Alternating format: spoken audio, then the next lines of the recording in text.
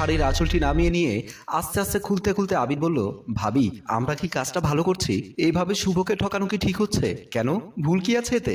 না, শুভ আমার এত ভালো বন্ধু, ও আমার নিজের বন্ধুর থেকেও বেশি ভাইয়ের মতো ট্রিট করে আসছে সেই কলেজ লাইফ থেকে। ওর সাথে এত বড় একটা বেইমানি করতে আমার বলেই একটা দীর্ঘশ্বাস ফেলে মাহি বলল, দেখো, দুজন মানুষ যদি দুজনকে পেতে চায় সেখানে কোনো পাপ নেই, আর শুভ কিছু জানতেই পারবে না, এত টেনশন করার মতো কিছু নেই। প্লিজ, ও যাতে কিছু জানতে না পারে। আমি জানি ও যদি তোমার আর আমার এই সম্পর্কের কথা জানতে পারে আগে আমাদের দুজনকে শেষ করবে, এরপর নিজেকে শেষ করবে। তুমি কিন্তু মুড খারাপ করে দিচ্ছ আমার। এসো, যেটা করার সেটা শুরু করি। এই বলে আবিরকে টেনে বিছানায় নিয়ে যায়। আবির একটি মেয়ে ছোঁয়া পেয়ে নিজেকে আর কন্ট্রোল করতে পারলো না, বন্ধুর বউকে নিজের সাথে জড়িয়ে ধরলো। এরপরে দুজনে ভালোবাসার সাগরে হাবুডুবু খেতে লাগলো। একটু সময় পর শুভ নিজের প্রয়োজন মিটিয়ে মাহির রুম থেকে বেরিয়ে আসলো। মাহি কাপড় চোপড় ঠিক করে উঠে শুভ যাওয়ার দিকে চেয়ে থাকে। এদিকে আবির ওয়াশরুম থেকে বের হয়ে খাটে আতহেলান দিয়ে বসে, আর ওইদিকে মাহি ওয়াশরুম থেকে বের হয়ে নিজের খাটে এসে বসে আর কিসের জন্য একটা প্ল্যানিং করছে নিজের মতো। আর একদিকে আবির মিটমিট হাসছে আর নিজে নিজে বলছে, যাক, অনেকদিন পর নিজেকে একটু হালকা লাগছে,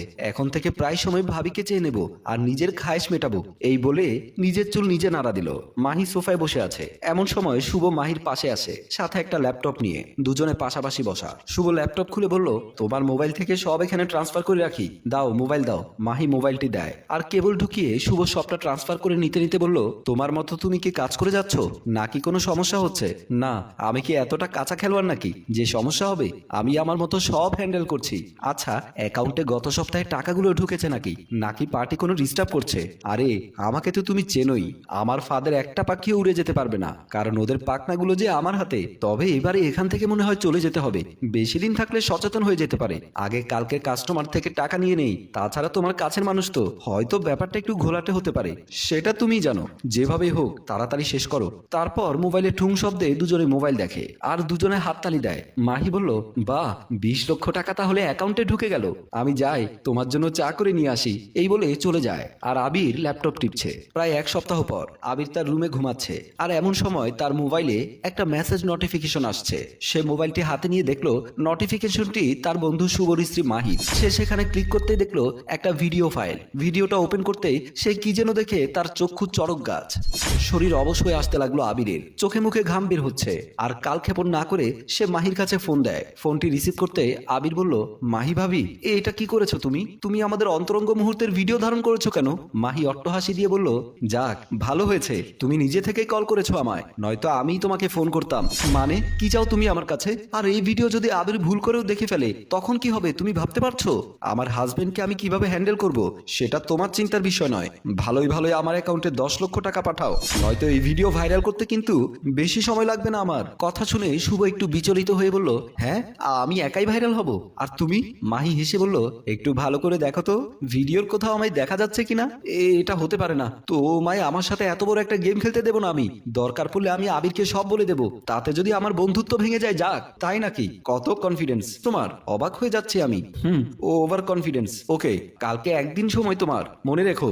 এই বলে কলটি কেটে দেয়। শুভ মোবাইলটি নিয়ে তা দেখে চিন্তায় পড়ে যায়। সত্যি তো, শুধু আমাকে দেখা যাচ্ছে, কি করব এখন সে ভাবনায় পড়ে যায়। শুভ আবিরের অফিসে যায় আর গিয়ে দেখে আবির অফিসে বসে বসে ল্যাপটপ টিপছে। সে পাশে গিয়ে চেয়ারে বসে। আবির দেখেও না দেখার ভান ধরে ল্যাপটপ টিপছে। শুভ বলল, কিরে, কি অবস্থা? ভাবি কেমন আছে? শুভ চশমাটা খুলে হাসি দিয়ে বলল, তুই কোন ভাবির কথা বলছিস রে? আমার জানা মতে আমি তো 64 জেলায় 64টা বিয়ে করেছি। তুই কোন জেলার বউয়ের কথা বলছিস? এসব তুই কি বলছিস? আরে, আমি মাহি ভাবির কথা বলছি। আমার কোনো বউ নেই, যেখানে যাই সেখানে একটা বউ হিসেবে রেখে দেই। এটা আমাদের একটা বিজনেস মনে কর। তাছাড়া তুই কেন আমার কাছে আসলি? শুভ বলল, তুই আমার কাছে এতদিন কি লুকিয়েছিস বলতো? তোর ব্যবসাটা কি? তুই তো এমন ছিলি না গ্রামে, কত সহজ সরল একজন মানুষ ছিলি তুই। অতি সরল হতে গিয়ে তো তখন আমাকে সবাই ঠকিয়েছে। আমার মা আর বোন একসাথে আত্মহত্যা করেছে, বাবাকে তো আগে থেকে হারিয়েছিলাম। আমার মা আর বোন কেন মারা গেছে একবারও কি যাচাই করে দেখেছিলি তোরা সমাজ আর গ্রামের মানুষরা? উল্টো আমাকে গ্রাম ছাড়া করেছিস মারতে মারতে। শুভ কথা শুনে একটু লজ্জা পড়ে যায়। আবির বলল, সেদিন আমার পরিবারের কি দোষ ছিল?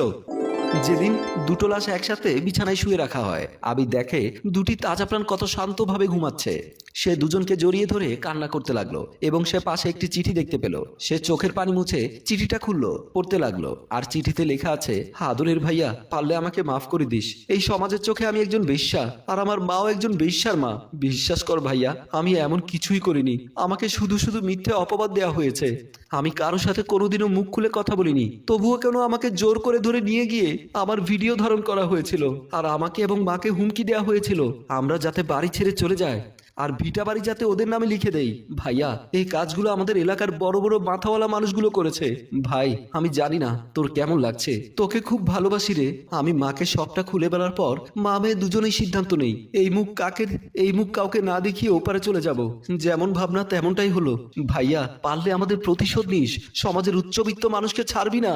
ইতি, তোর লক্ষ্মী বোন। হাউমাউ করে কান্না করতে লাগলো আর মনে মনে শপথ করলো, আমি তোমাদের কথা দিচ্ছি, আমি এই সমাজের একজন উচ্চবিত্ত মানুষকেও ছাড়বো না।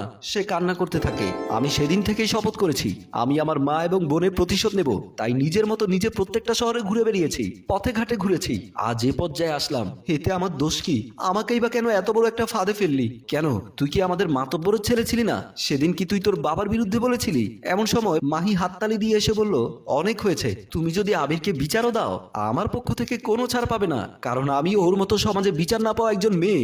আমরা আমাদের এই বিচার কার্যক্রম সারা বাংলাদেশে চালিয়ে যাব। দোষপ্রাপ্ত সমাজের কোনো ব্যক্তিকে ছাড় দেব না। তুমি টাকা রেডি করে নিয়ে আসো। তোর একটা অপশন আছে, তুই আমাদের ভিটা বাড়ি ফিরিয়ে দিবি, না হয় তোর পরিবারকে নিয়ে গ্রাম থেকে বের হয়ে যাবি। তাহলে তোর ভিডিও নেট দুনিয়ায় ভাইরাল হবে না। শুভ কি বলবে না বলবে, সে দুজন থেকে ক্ষমা চেয়ে নিচ্ছে, কিন্তু ওরা দুজন কোনো পাত্তাই যেন দিচ্ছে না। আর এখানে একটা প্রতিশোধের ঘ্রাণ দেখিয়ে আমাদের গল্প শেষ করি। সম্মানিত ভিউয়ার্স, কথায় আছে, যেমন কর্ম তেমন ফল।